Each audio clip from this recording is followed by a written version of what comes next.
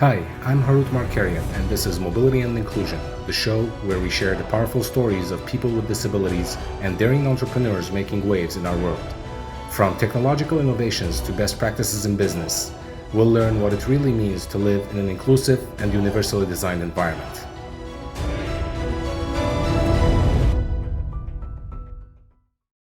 Welcome to a new episode of Mobility and Inclusion. This is a special episode. I'm going to talk to you about my background, how I started this company, and what is the current situation of the company and where we are currently. So I'm going to give you a little bit of background. As you all know, my name is Harut Markarian. And, initially I was a professional athlete. So I had a short period of time where I played basketball at a very competitive level. Unfortunately, that career did not last for a long time because we immigrated to the United States. And I'm originally from Lebanon. So when we immigrated, my basketball career was, over. It came to an end, even though I didn't want to, but that was the situation. I tried to play basketball here a little bit, but it wasn't anything good. So that kind of forced me to focus on my college work. So I continued my degree in mechanical engineering, but at this time I was still going to school just to get the papers, just to have that piece of paper that says that I'm degreed. When I was in the middle of that, my senior year, I decided to do a project with the IGV team, which stands for Intelligent Ground Vehicle. It's been so long that I forgot even what the acronyms stand for. But anyways, IGV stands for Intelligent Ground Vehicle. So as I was working in this project with the team and with my advisor at the time, Dr. C.T. Lin, I really fell in love with the work. I fell in love with all sorts of engineering disciplines, from mechanical to software to electrical work. And I really took interest in learning and working on every single aspect of the robot, even though, some things I did not understand, but I did not fully understand. Of course, I have a general understanding, but I didn't understand enough to make a contribution maybe in that short amount of time. But I wanted to know everything about everything. So, and that's what kind of gave me, the drive and the passion to really try harder and make this project and this experience count. So as I was working towards the project, I just really fell in love with every aspect of it. And at the end of it, we had a competition. We had an international competition. So our group participated in the robotics competition, the worldwide competition, which was an autonomous unmanned vehicle systems international competition, AUVSI. It's a government funded competition that is held in Michigan every year, which the robot goes through an obstacle course and has to think by itself and use vision capabilities to maneuver through various areas and rough terrains, and in between lanes, and choose certain paths with certain specifications. So it was very fulfilling project, to say the least, and we end up winning the championship that year. This was, I think, 2012, and that left a huge mark in me. And after that, without thinking, I immediately went to pursue my master's in robotics. And at the time, I was also working full time. Before I graduated with my bachelor's degree, I was already working full time. So I was doing this, basically full-time school, full-time work. I was barely getting any sleep, but I was loving every bit of it. When I started my master's degree in robotics, again, Dr. C.T. Lin, who was my advisor at the time, unfortunately, he passed away a few years back. He left a huge impact on me. Because of him, I fell really more in love with the work, and he showed me how to enjoy the work, how to make it impactful for others, how to make a difference with robotics. So I really am grateful for Dr. C.T. Lin, and all my respects to him. So during my master's program, the graduate students were working on brain activated wheelchair, and what that is, it consists of a helmet that has electrodes that attaches to certain parts of your brain. Of course, the more electrodes you have, the better signal you can get from your brain. So as you are thinking thoughts, those thoughts get translated through electrical signals, gets picked up from by these electrodes and gets translated to the motors, which then can propel the wheelchair. Now, it sounds interesting. And as I was, kind of helping out the grad students, I was trying to test the wheelchair, and I put the helmet on and I got on the wheelchair and I was testing it. And I was trying to think about thoughts that can propel the wheelchair forward and backwards, but I was barely able to move the wheelchair, which was very frustrating. And and I was asking to myself, why can't I do this? It's like, it should be like driving a car, right? Press a pedal, go forward, think about something that moves the wheelchair forward. And I was like, I was hardly able to move the wheelchair. But then when I saw up on this point, by the way, it was only about the technology, right? I didn't care about the industry. I didn't care about, what kind of impact I was making with the technology. I was just, super interested with the technology, with robotics and all that, with AI, with vision, with computer vision, and all of the above. So as as I was testing and I was really failing at moving the wheelchair forward with my thoughts. And then we invited the actual user of the wheelchair who had extreme paralysis. And this was his wheelchair that we were kind of retrofitting, if you will. And he sat on the wheelchair, and it was like second nature for him. He put on the helmet and he was like going forward, backwards, rotating left, right. And it was like, how incapable am I? I felt very incapable. Even though he was the one with a disability, I felt more disabled at the time than him. Here I am, supposedly fully functioning human being with, every part of my body is functioning, but I wasn't able to use my thoughts, my brain, basically, which is the primary function of everything that goes on in our body, to propel this wheelchair. So that was my first interaction with in robotics technology and the community of people with disabilities. And at that time, when I saw that, and when I saw what that independence and confidence that it was given to this gentleman who was able to propel his wheelchair just by his thoughts, it was amazing. So at that time was the first time in my life that I felt the urge to start a company to do robotics, to assist people with disabilities, to assist them in performing activities of daily living, make them more independent, rely less on caregivers, and ultimately improve their quality of lives. But that was just a moment for me. And of course, I didn't start my company then, because I still had a while to go. In my career, I was working at an aerospace company at the time, and I was still working on my thesis project. Coming to my thesis project consisted of a climbing wheelchair, and over the years, it has been many attempts to develop a climbing wheelchair, and many successful events as well. Like a lot of people were very successful at creating different designs of climbing wheelchairs. And the most memorable of it was the iRobot. I think it was the iBot, probably the iBot, who did a climbing wheelchair that was very successful, but it costed more than a car. So it would never, it went to the market, but then it was pulled out of the market because it was too expensive and people weren't buying it.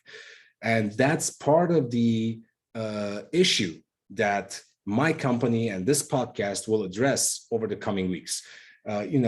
Why and how to develop and produce products, assistive technology, assistive robotics, if you will, to assist people with disabilities, but let them be affordable, because we're going to come to find that people with disabilities live below the poverty line, unfortunately. And we're going to discuss this further in future episodes. But as I was saying, I was working on a climbing wheelchair. And so I built a scaled prototype. I mimicked the spider's legs to have this robot climb stairs. And that was very successful. And I did everything myself. There wasn't a team. There was only one other person, a good friend of mine, whose name was Brian. He helped me with, with coding part of the robot's motors. So that was I was very grateful to him, because I was running short with time and I was against the deadline. So his help was greatly appreciated at the time. Eventually, I got to defend my thesis dissertation in front of my thesis committee, and I got my master's degree, and I went on. I didn't pursue my dream of starting a company doing robotics for people with disabilities. And at this point, I was already 5-6 years into the aerospace industry, and I had started a new position at a different company. Well, maybe I was a little bit more into the industry, maybe around 9-10 years at this time. And I was working through I just accepted a new position at this company, and over there I met my mentor, who eventually I met someone. His name is Thomas Roberto, and he became my mentor. And as we discussed, as we worked together, we really we were really appreciative of the expertise that each one of us brought. And Tom was a program manager. He was also an engineer. He graduated from MIT with 30 years of experience, or 25 years of experience at the time. And I was just being a sponge, just, sucking all that knowledge from him. And at one point, I told Tom that, I have all this technical expertise and knowledge, but I don't really understand business. So it was then when, Tom recommended to look into a business program, an executive MBA, really, at Pepperdine University. So I ended up going to a certificate program that the company paid for, which I'm also grateful that the company paid for that, to try out if this MBA thing was for me. And when I went there, it was very practical. It was, it wasn't, for me at least, this is my personal opinion, it wasn't academics teaching theories. It was people from the industry who were academics who taught real world business problems and how to address them, how to solve them. So I was really captured by that. So I ended up going to Pepperdine University to to pursue my executive MBA degree, and it was a great time. We were a small cohort at the time, and we just learned a lot. We learned a lot. I mean, it was one of the best decisions that I've made in my life. Now, having said that, during my MBA program, the program required us to travel to do an international business class. So we had to travel to different countries to meet with different corporations and entrepreneurs to learn and discuss more about different ways that different people around the world do business with, just understand how business is done throughout the world.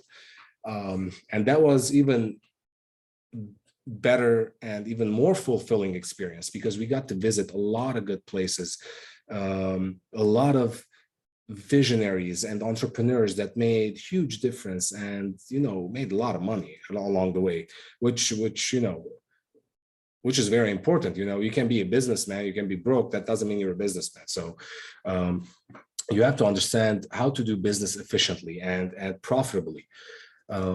So as I was going through my MBA experience at Pepperdine and then this international class, and I was meeting throughout this whole time, I was meeting entrepreneurs and,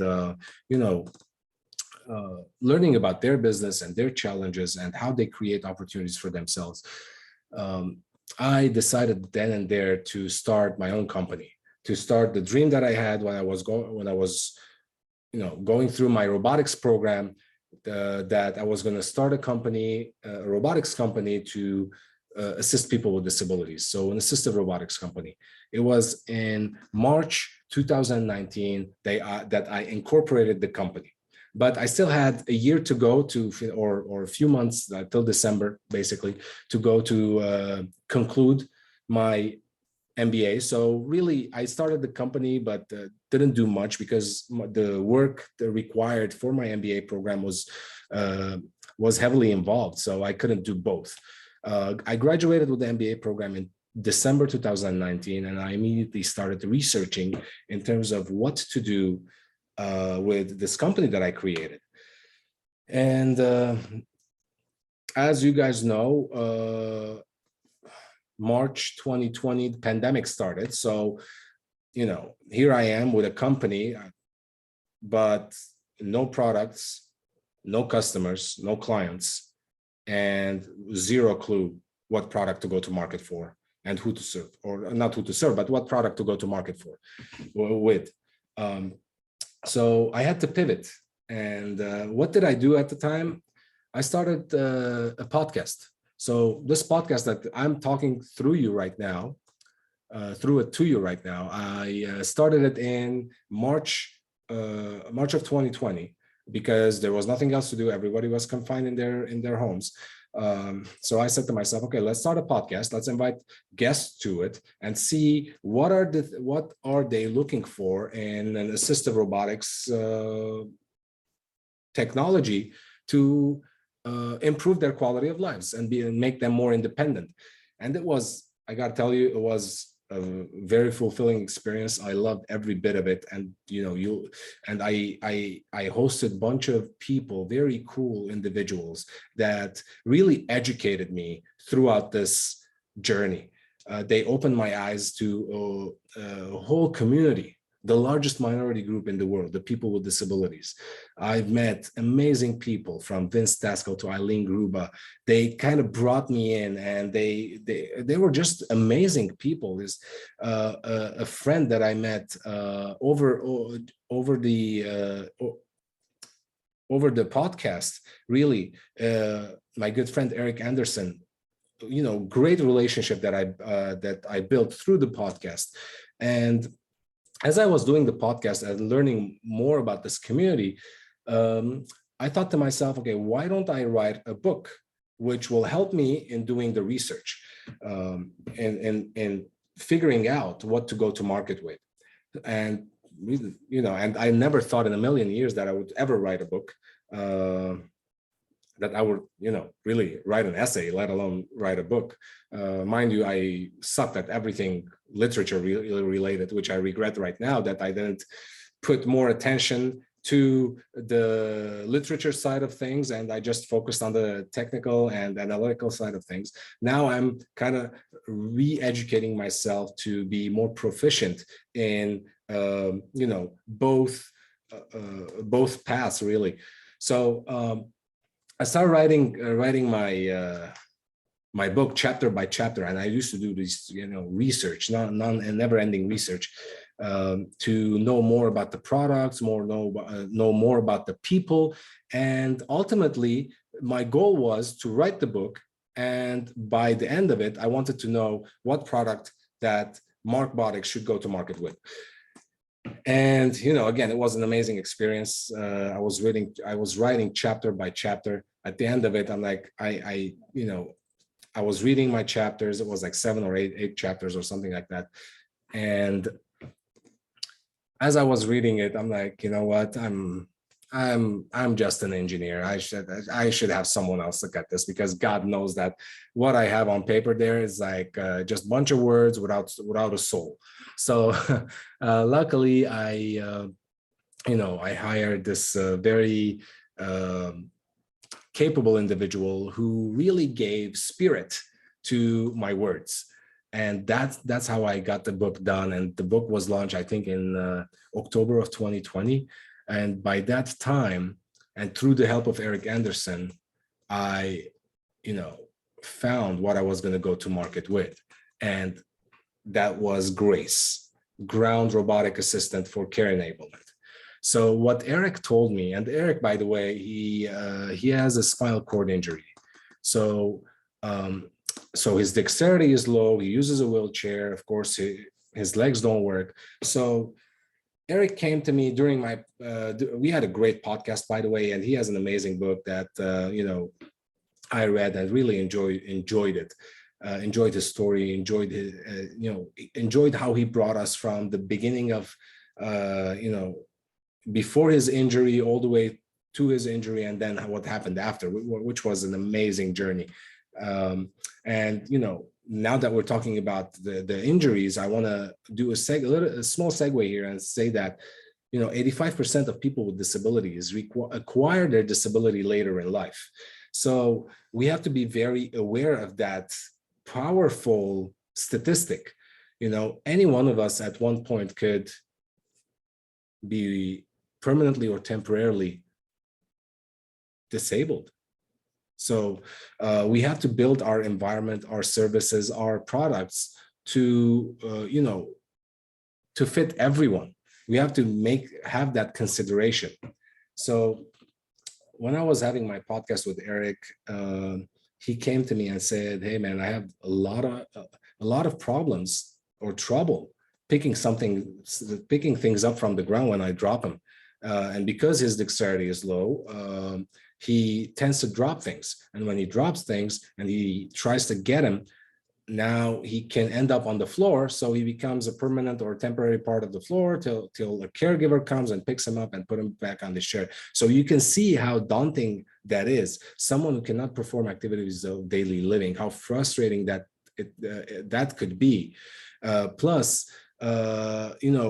waiting for a caregiver to, assist you with something something that we take for granted for really, like picking things from the ground. If I wanted to pick, I don't know, this from the ground, right, this piece of pen here, Eric would not be able to do that. And if he did, he's going to risk a fall and he's going to risk additional injuries. So the frustration is big. The limited independence is a huge problem. And ultimately, it impacts the quality of life. So, Grace came about, the ground robotic assistant for care enablement, and Markbotix, my company, decided to focus the first product on Grace. And we went ahead and developed a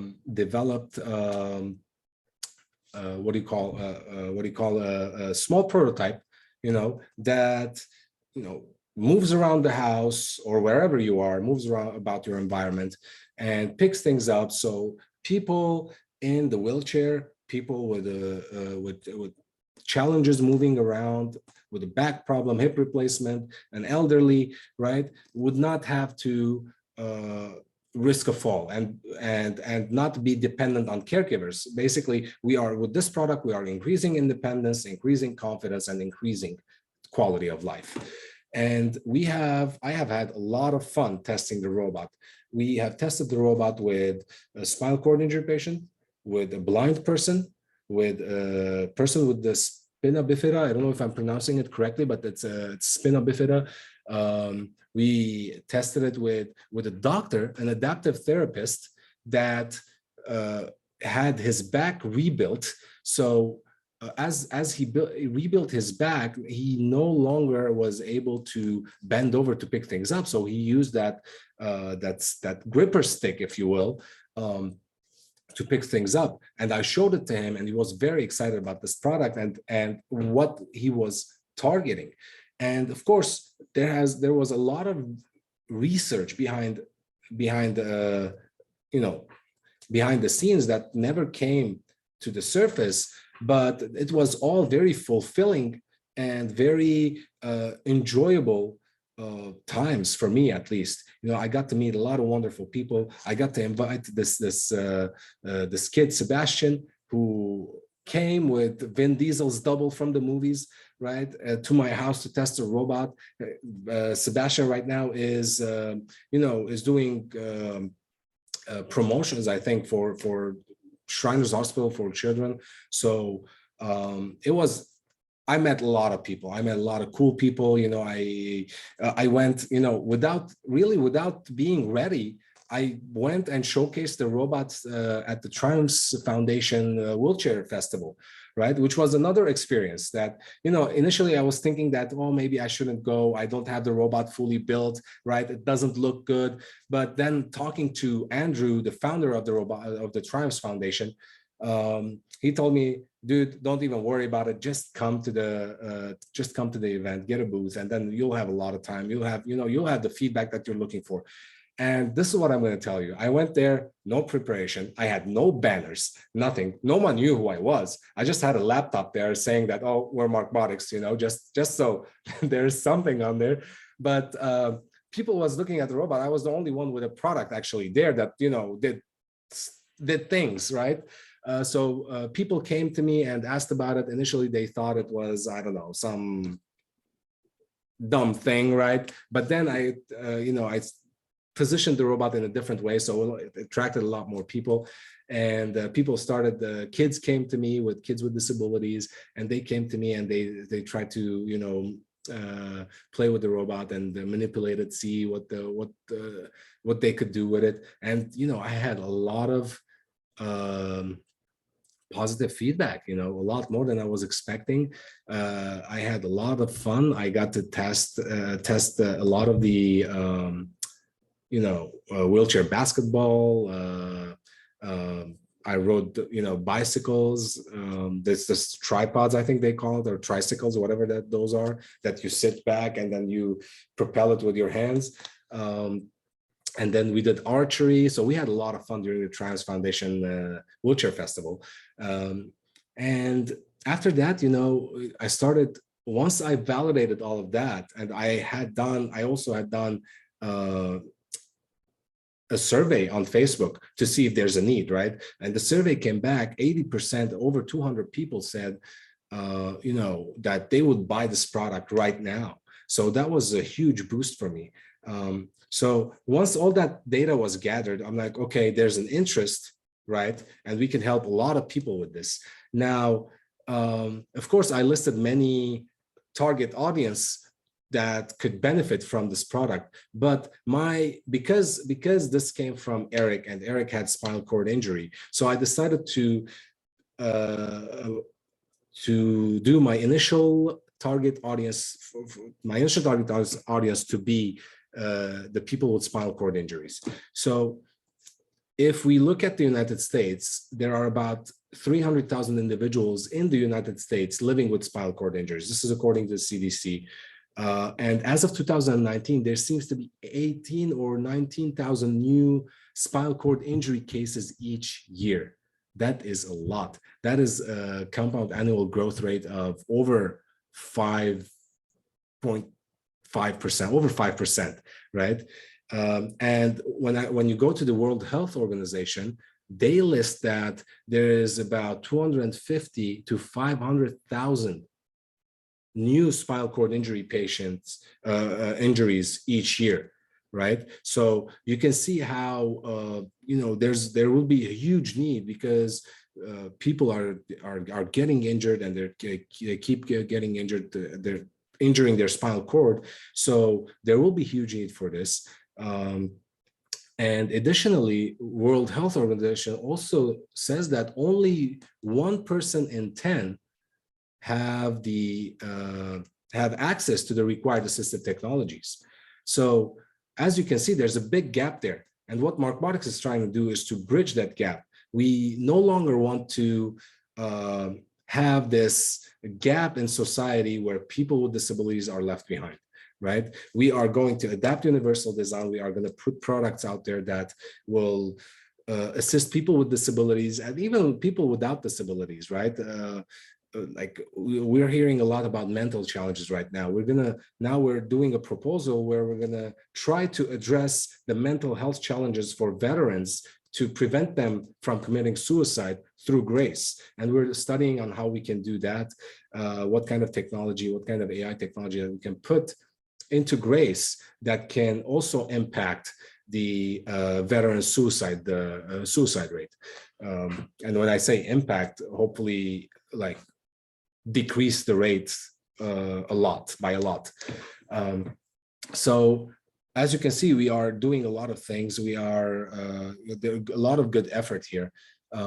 And as I was going through this experience, really, I met in one of the events that I went to, I met Jeff Hoffman. For those who don't know Jeff Hoffman, he's the original founder of Priceline.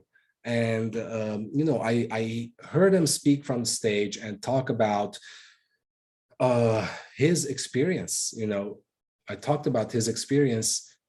He was talking about his experience in an entrepreneurship for decades, right? He's been doing this for decades.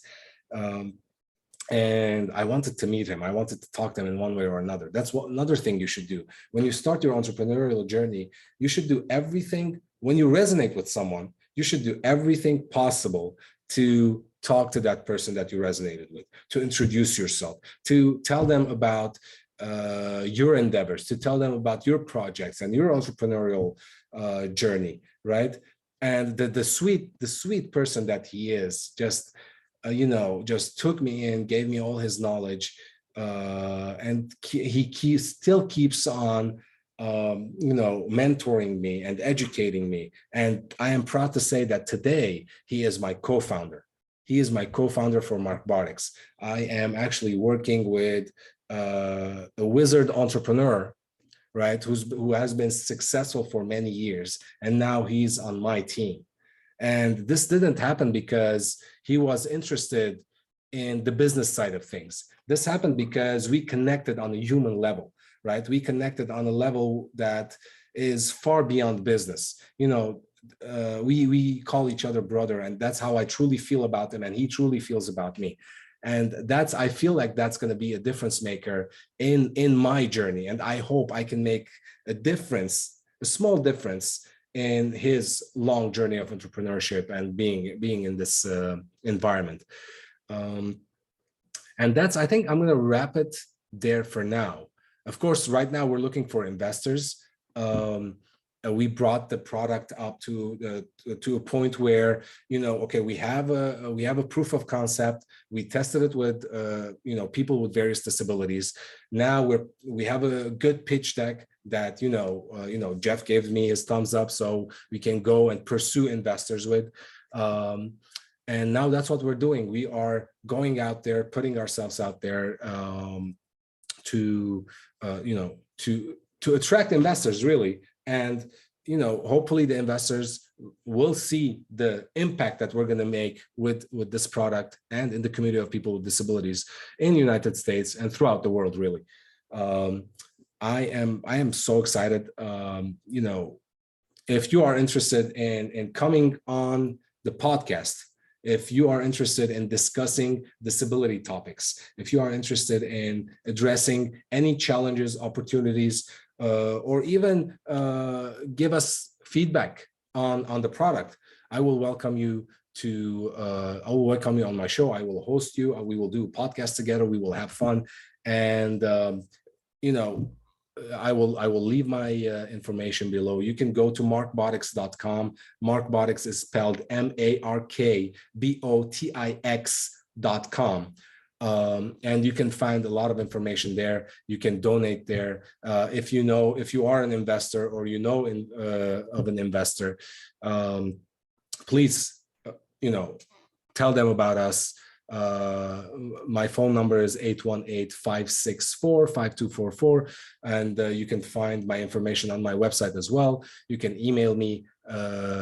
Also, my email is also on my website, markbotix.com. And there you have it. And one story I forgot to tell you before I wrap up. When I decided to start my company, Of course, it was my experiences, right? My external experiences, if you will, outside of my family.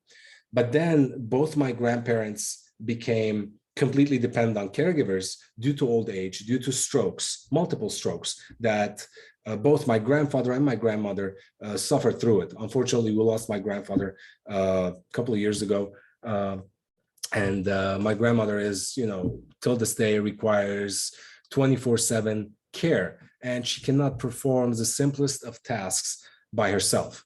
And one day when I was, and what that does is that it creates a lot of difficulties, challenges, whether you want to admit it or not.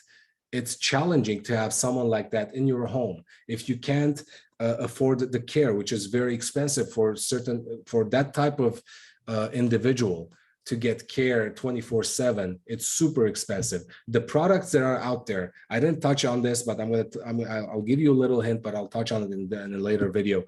The products that are out there today, most of it are super expensive, and these people cannot afford it, right? As I said earlier, that people with disabilities live below the poverty line. If they're getting disability checks, they're living below the poverty line.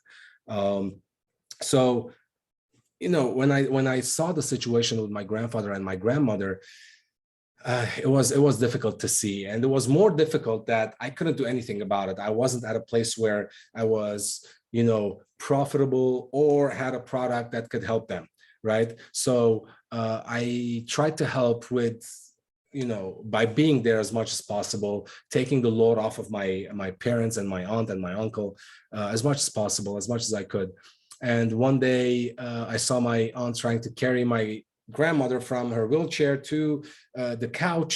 And I told her, of course, hey, I'm here. Don't do that. I will carry her. So as I was carrying her, my foot got stuck between her legs. And because her legs are dead, really, she can't move them. And I knew we were going to fall. I was pivoting and my foot got stuck, and I knew we were going to fall. There was nowhere else to go. I couldn't move my foot. And I was just looking around, just a grace from God, a sign from God to, somehow save me. Luckily, there was a perfectly empty couch next to us. So I kind of shifted my entire weight towards the couch, and we smoothly fell on the couch. And I was really pissed. How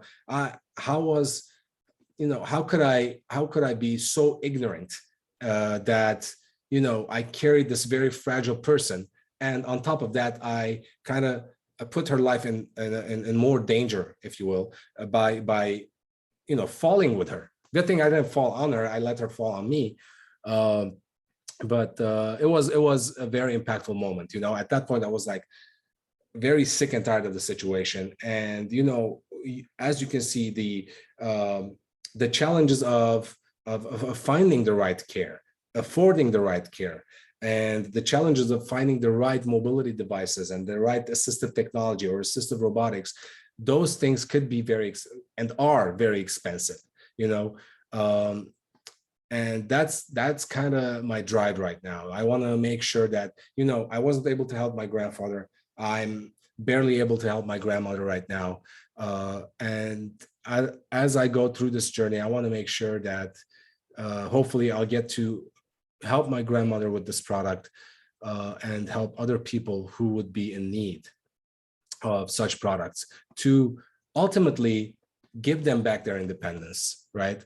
Give them back some of the independence that they lost when they got injured. Give them, increase their quality of life, because that's really important, and that's really a powerful thing to have, independence, right?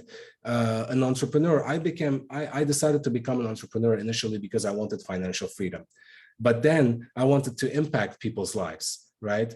And when you think about freedom, being free to get up whenever you want from your chair. I can get up and leave right now. Some people cannot leave their wheelchair, right? I can, or even if they're not in a wheelchair, they cannot pick up something. They cannot, do the simple, go open a fridge, for example, by themselves. That lost independence will have will take a toll emotionally on the person. The confidence will go down, the morale would go down, and not only for the individual, for the entire family, really. Around the world, there are 1 billion people with disabilities. If you count the family members of these people, there's about 2 billion people in the world with, that is impacted in one way or another with a disability, with some type of a disability, right? So our calling here, our vision is to bridge that gap. We no longer want to see 1 in 10 who have access to the required assistive technology. We no longer want to see this, astronomical prices to acquire a piece of equipment that will impact a person's life. We want to bridge that gap. We want to start conversations. We want to, look for solutions, and we do that by partnering with the community of people with disabilities. I'm not telling here that I have the solution for everything, but when I partnered with the community of people with disabilities, people like Vince, people like Eileen, people like Daniel Hodges, that they really gave me, and many others, by the way, like Eric Anderson. I don't want to forget anyone, and I don't want to name everyone because I'm going to forget, because I met so many cool people that taught me a lot. So when we bring our efforts together and we collaborate and we communicate, we can find a solution. We don't want to dictate what people should use to be more independent.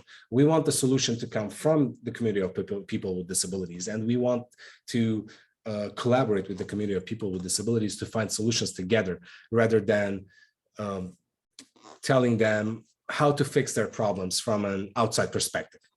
And I'm going to leave you with that. I'm Harut Markarian. This is Mobility and Inclusion. I'll see you next time.